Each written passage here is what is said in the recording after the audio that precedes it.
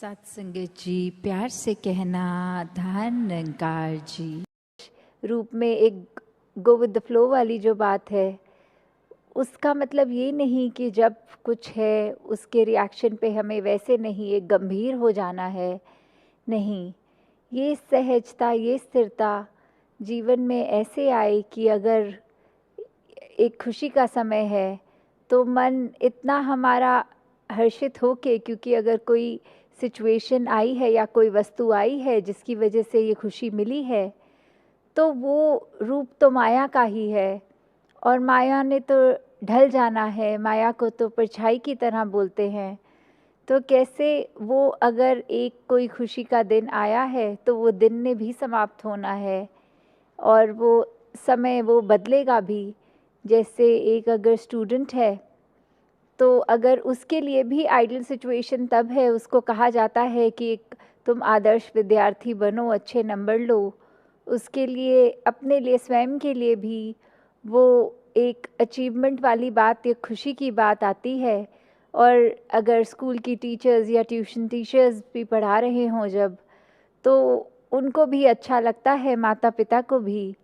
तो वो विद्यार्थी अक्सर कोई भी मोटिवेशन को बना के अगर देखे और उसको एग्ज़ाम जब आए, वो परिणाम आया, रिज़ल्ट आया, तो उसमें भी उसके नंबर बहुत अच्छे अगर आ गए, तो वो एक स्टूडेंट के लिए जहाँ आइडियल सिचुएशन है कि अब मुझे इस साल जितना भी एक नॉलेज मेरी बढ़नी थी, मैं उसकी प्राइम में हूँ, मेरा रिज़ल्ट बहुत अच्छा आ गया, मैं फर्स्ट भी आ गई क्लास में।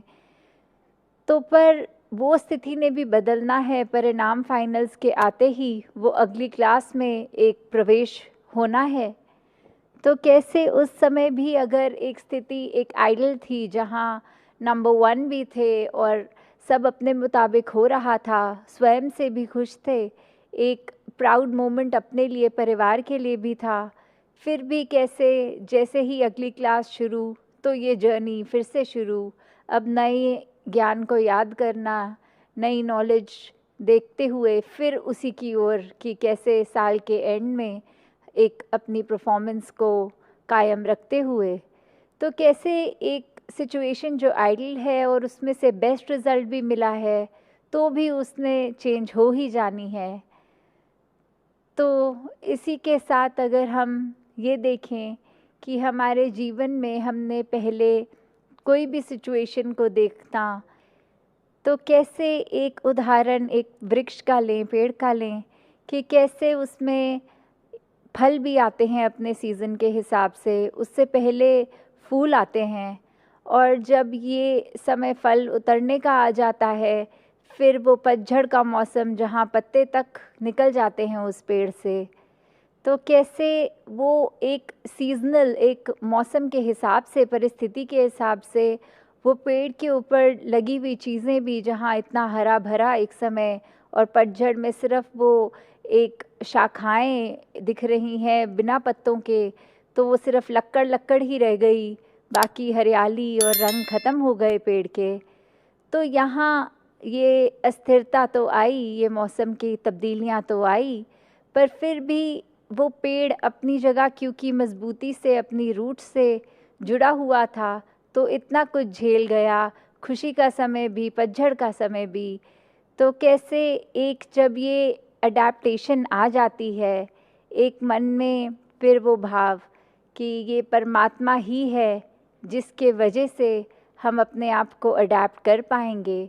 अगर हमारी रूट्स, हमारा आधार, हमारी नींव इस परमात्मा के साथ जुड़ी है, इसके साथ ऐसे हम एकमिक हो गए हैं कि हमने फिर कोई अपने मन में और कोई चीज़ ऐसे सिचुएशन वाइज मन के ख्याल ऐसे कोई हमें इतना डिस्टर्ब नहीं करेंगे कि फिर हम दृढ़ खड़े हैं एकदम।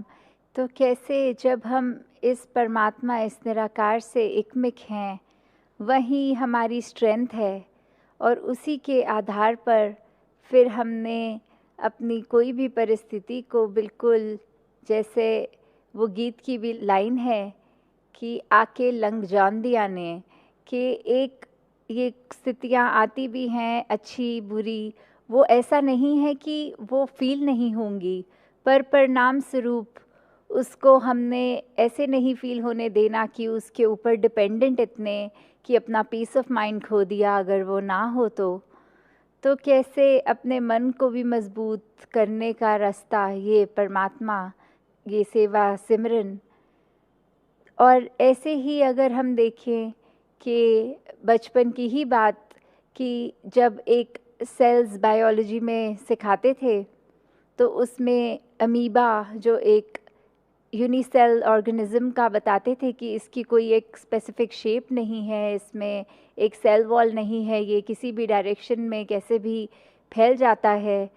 तो फिर एक जब आता था समय एग्ज़ाम्स का तो एक मन में बात आती थी कि कितना आसान हो जाएगा और कोई अगर डायग्राम की तैयारी ना करो और सिर्फ अमीबा तो कैसा भी बना दो और उसके नंबर कंफर्म पूरे होते हैं फिर तो कैसे अगर वही आ जाए तो एक बहुत आसान भी रहेगा, 1 सेकंड में वो डायग्राम हम बना भी लेंगे, टाइम सेव हो जाएगा, बाकी आंसर्स को दे पाएंगे।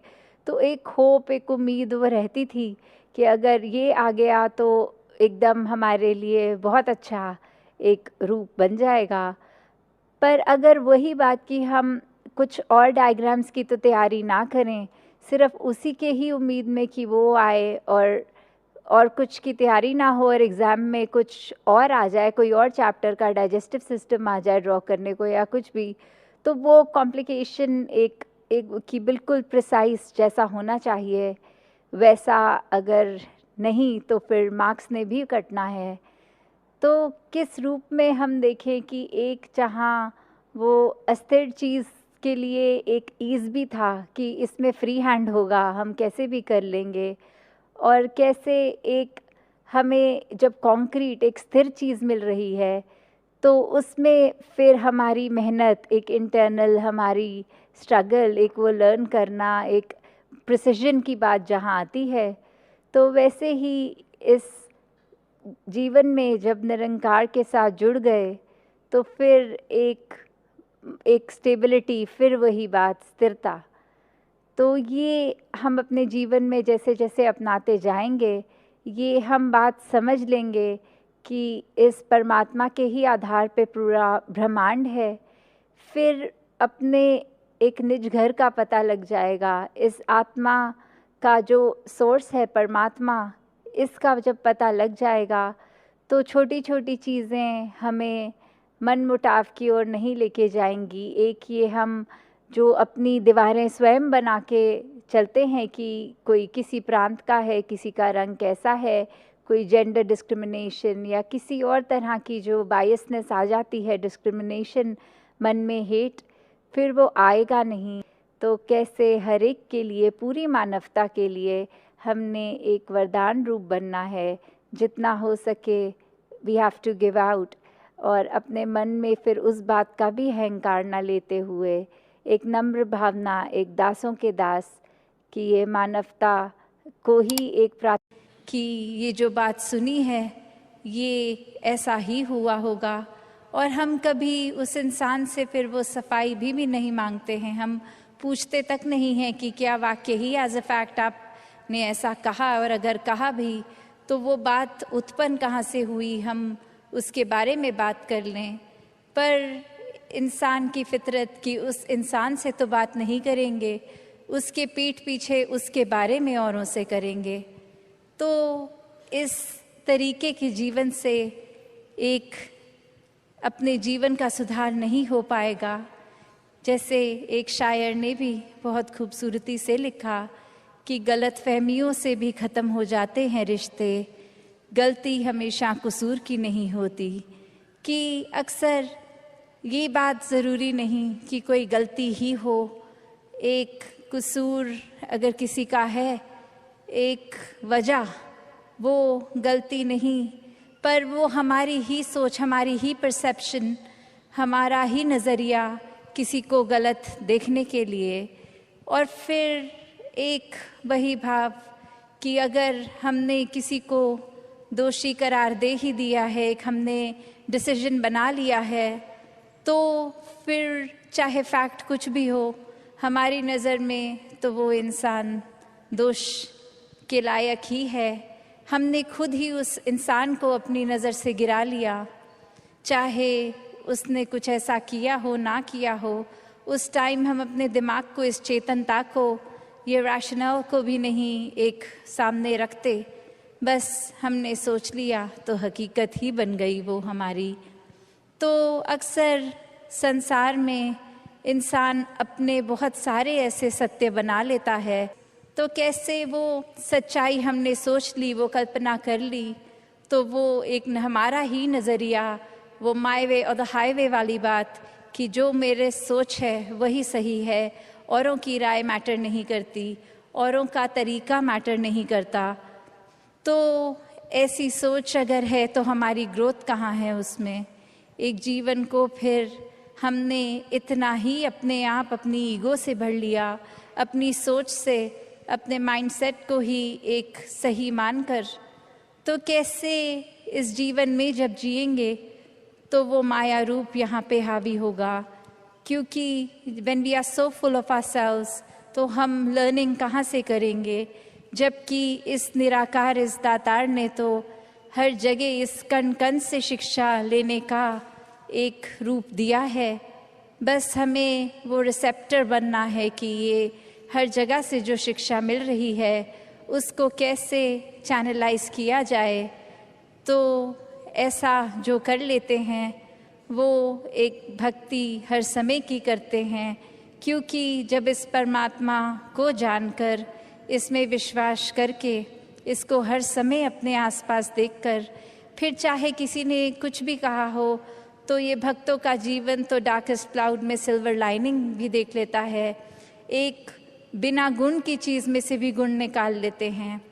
तो फिर जहाँ एक स्वाभाविक गुण बह रहे हैं वहाँ से तो भक्त कितने ही अनेकों गुण निकाल लेंगे।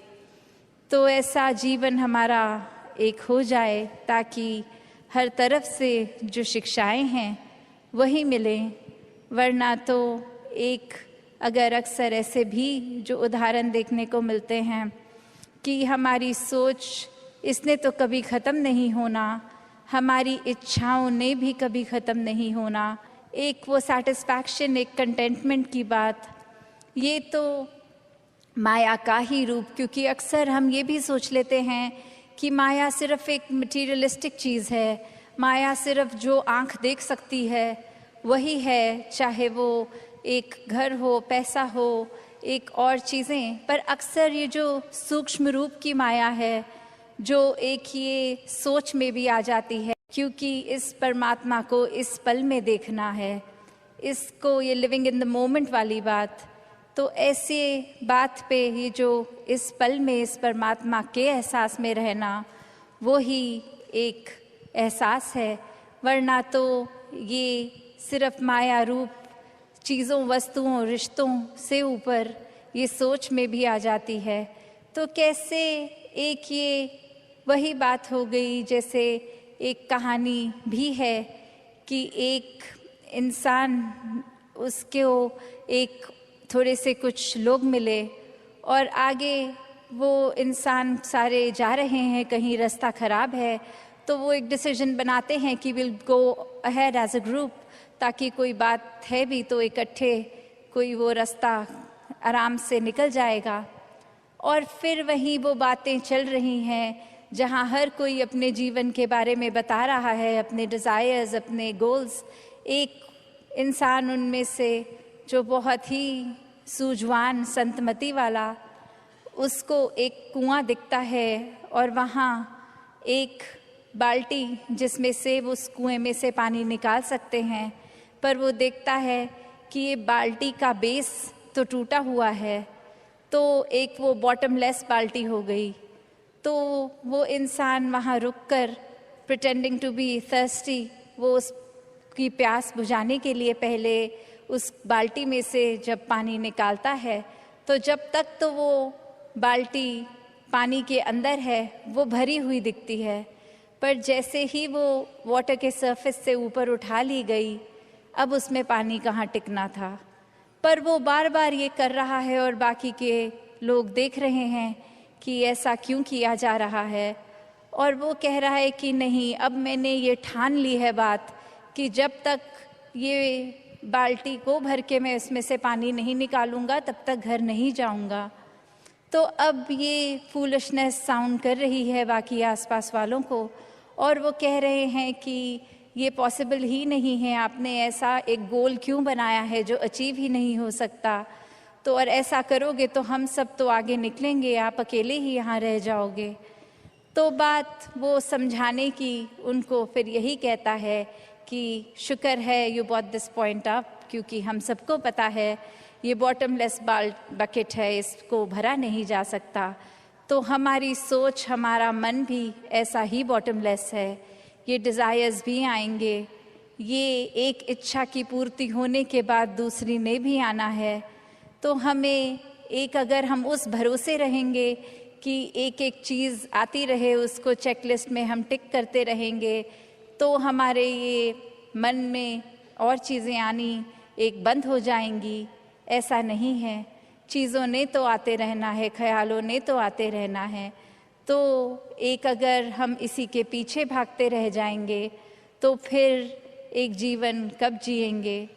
एक कि कैसे एक ये भाव भी, अक्सर जो बात अहंकार की आती है वहाँ ये बात भी होती है कि जब किसी ने मान लिया कि सब कुछ तो हमें आता है, मैं हर चीज़ बखूबी करता हूँ, तो कोई भी चीज़, नई चीज़ या कोई पुरानी चीज़ को ठीक तरीके से सीखने की ये इच्छा कि इसको सीखा जाए, ये अहंकार की वजह से संभव नहीं हो पाता।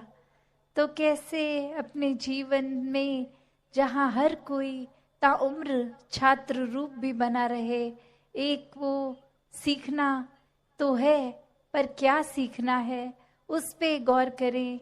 क्योंकि पूरा दिन अगर हम देखें तो ये आँखें भी, ये कान भी, ये ज़बान भी, ये बुद्धि से भी, हर तरह के ये जो हमें इनपुट्स मिल रहे हैं, तो क्या हर एक चीज़ सीख लेना समझदारी है?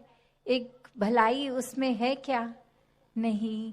एक फ़िल्टर की जो बात होती है कि क्या चीज़ देखकर भी अनदेखी करनी है, क्या चीज़ों को अपनाना है, किसको छोड़ना है, वो चेतनता की बात है।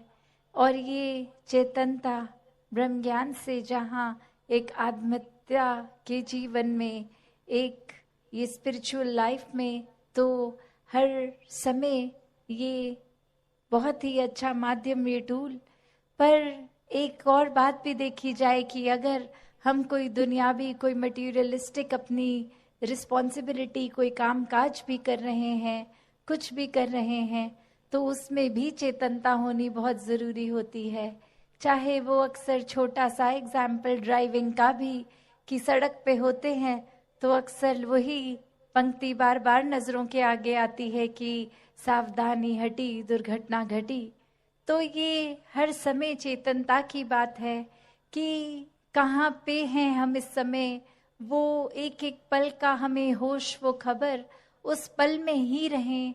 वरना तो सोच एक सेकंड लगता है इधर उधर भागने में, ध्यान भटकने में।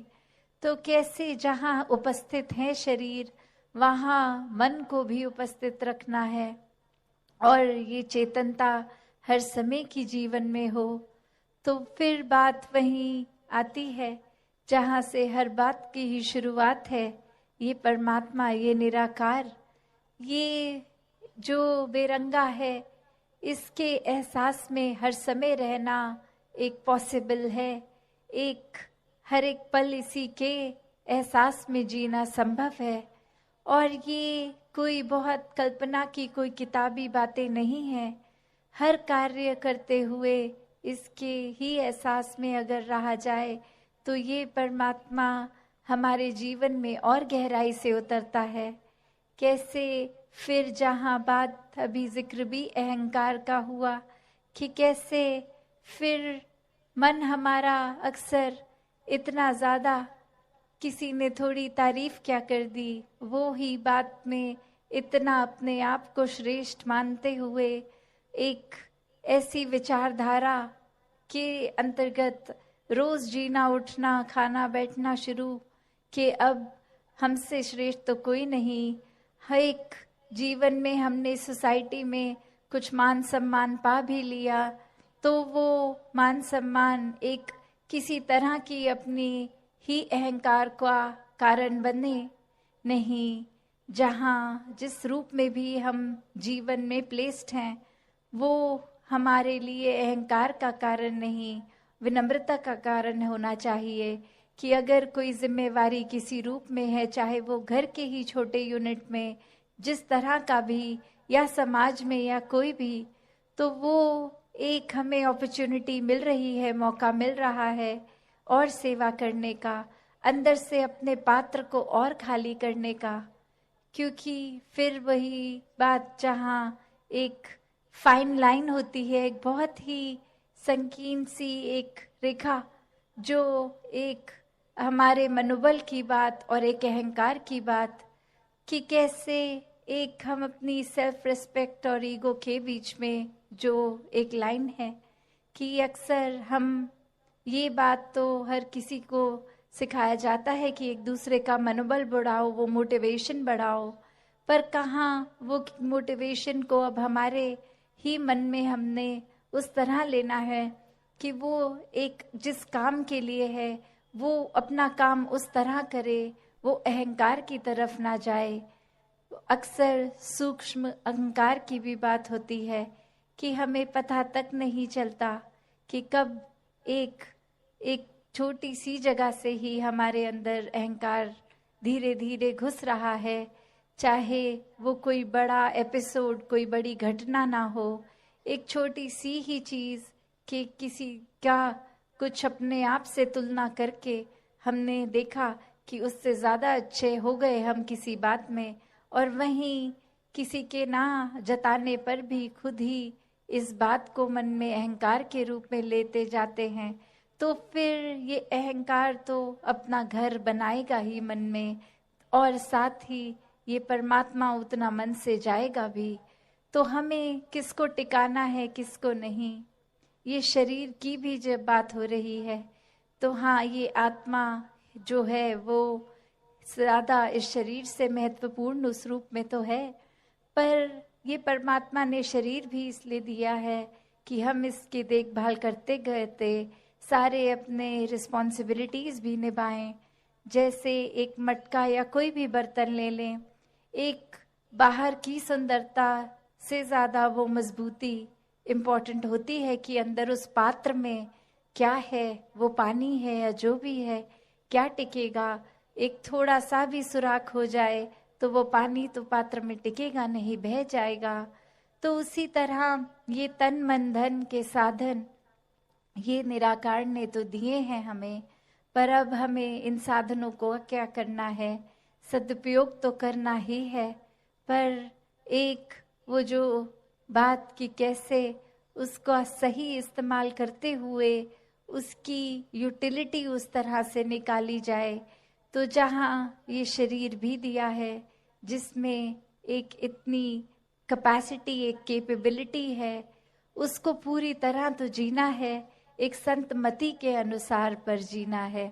तो दासी और समय ना लेके इन्हीं शब्दों से अरदास निराकार से सभी के लिए कि दातार कृपा करे। जो बातें अक्सर हमें सुनने में इतनी बार सुन लेते हैं तो लगता है कहीं उनकी इम्पोर्टेंस खत्म हो रही है, चाहे वो सेवा, सुमिरन और सत्संग ये 3 शब्द, पर ये सिर्फ शब्द नहीं है, वो सेवा का भाव अंदर से, वो सुमिरन रूप एक लगाव, एक एहसास, एक कम्युनिकेशन इस निराकार से। एक सत्संग में भी सिर्फ आके बैठ के जाने वाली बात नहीं, हर एक के जीवन से अपने जीवन को और सुनहरा बनाएं। ये सभी जो परमात्मा ने एक संत रूप बख्शे हैं, हर एक का होना अगर जीवन में है और फिर भी हमारा सुधार नहीं हो रहा तो कितनी कमी हम में है, जो एक इतनी अच्छी अपॉर्चुनिटी होते हुए भी फायदा नहीं ले पा रहे। तो ये सेवा सिमरन सत्संग को सही तरीके से हर कोई करता जाए, सही कारणों से हर कोई करता जाए, हर एक के मन में ये निरंकार और गहराई से बसता जाए। सात संगत जी, धन निरंकार जी।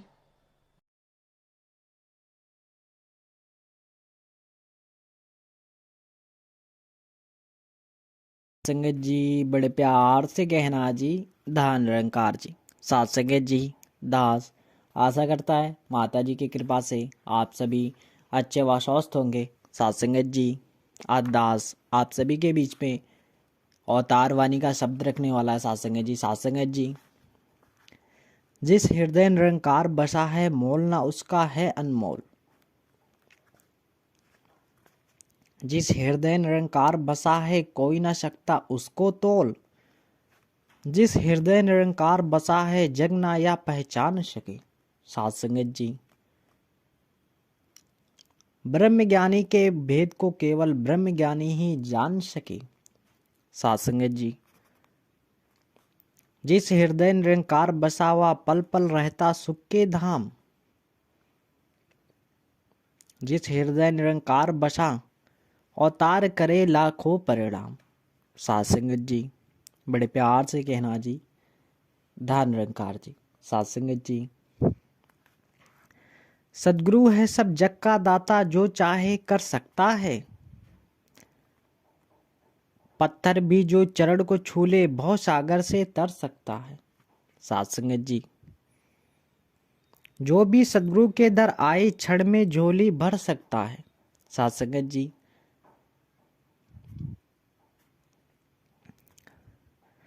आंखों का अंधकार मिटा के ज्योति मरे मन कर सकता है। साथ संगत जी बड़े प्यार से कहना जी नाम की औषधि देकर सदगुरु सारे रोग गंवा देता है। अवतार यदि सदगुरु पूरा क्षण में राम मिला देता है।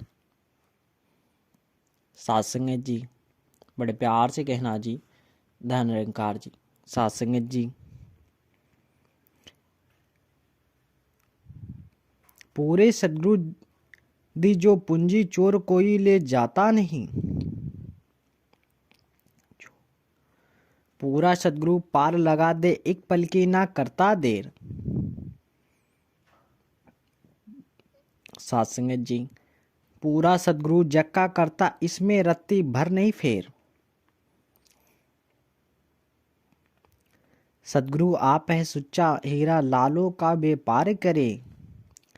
अवतार गुरु है आप नारायण क्षमा दान दे पार करे। साथ संगत जी बड़े प्यार से कहना जी धन निरंकार जी। साथ संगत जी सदगुरु पुण्य यदि चाहे तो घर तेरा भरपूर करे। सदगुरु पुण्य यदि चाहे तो मन में तेरे नूर करे। साथ संगत जी सदगुरु पुण्य यदि चाहे तो रज को स्वर्ण बना सकता है। सदगुरु पुण्य यदि चाहे तो पर्दा दूर हटा सकता है।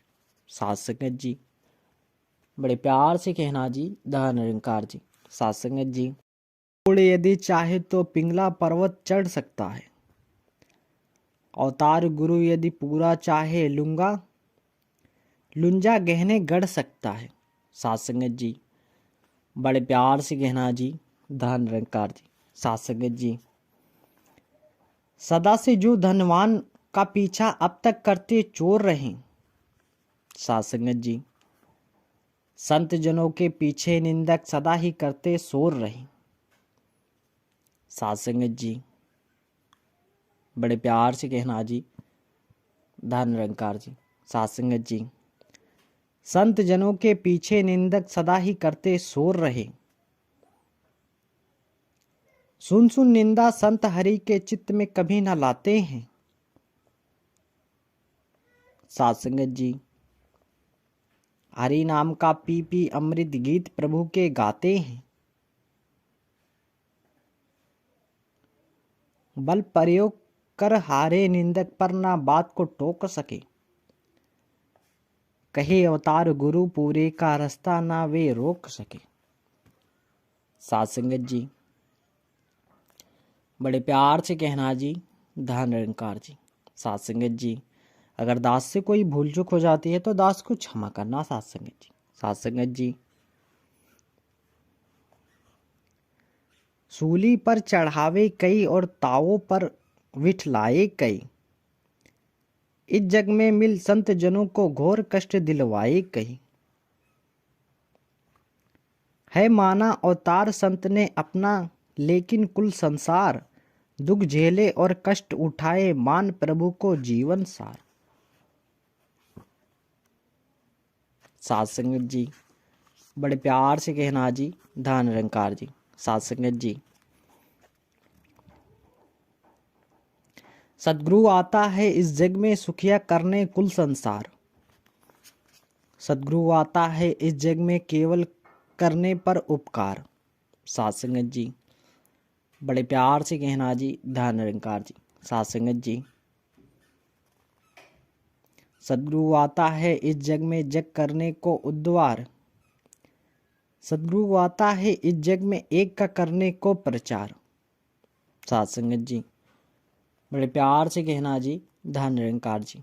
साध संगत जी, गुरु जैसा कोई दाता नहीं है, सदगुरु जैसी मत नहीं, कहे अवतार बिना गुरु। साध संगत जी, बड़े प्यार से कहना जी, धन निरंकार जी। साध संगत जी, रंग हरि का चढ़ा है जिस पर जो करता या कहता है। रंग हरि का चढ़ा है जिस पर संग हरि के रहता है।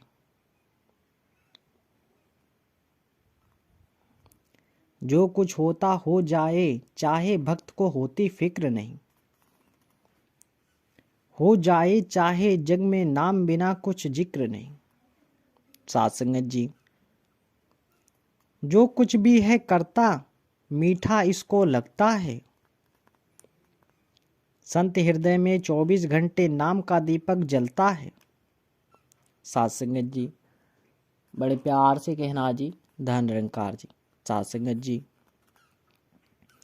संत इसी में से आए हैं, इसमें ही मिल जाएंगे। हंस हंस जीवन बिता रहे हैं, अंत मान यश पाएंगे। साध संगत जी, बड़े प्यार से कहना जी, धन निरंकार जी। साध संगत जी, कहे अवतार संत प्रभु में भेद ना बिल्कुल भाई है। जिसने जान लिया प्रभु अपना, उसकी शान न्यारी है। उस जन का ही दया द्वारा बसती दुनिया सारी है। भक्त की आके जग के भीतर जग को पार लगाते हैं। साध संगत जी, बड़े प्यार से कहना जी, धन निरंकार जी। संत हरि के आगे जग में जग का रोग मिटाते हैं। प्रभु भी ऐसे भक्तों को ही अपने संग मिलाएगा। जान गुरु से नाम जपे जो वह जग में सुख पाएगा। ऐसा ही जो हरि का जन हो इससे सेवा पाता है। बिक जाए जो इससे दर पर वह ऊंचा हो जाता है।